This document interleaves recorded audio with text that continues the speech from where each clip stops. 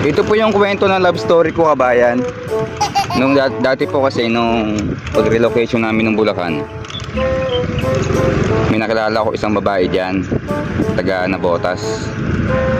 Ang kanyang pangalan ay Bernadette. Tapos yung kanyang apelyido ay Di Harme. Ngayong kabayan, yung edad niya ay 17 pa lang.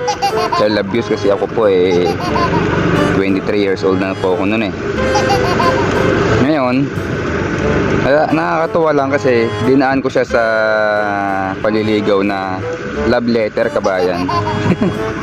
Akala niyo po nung unang panahon lang yung love letter na yan. Hindi po, kabayan, sa panahon din namin.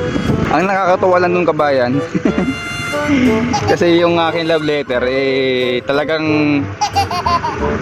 nakakatuwa kasi sabi ko doon, ikaw ang buhay ko, I love you, mahal na mahal kita. Nabasa mismo ng mama papa niya.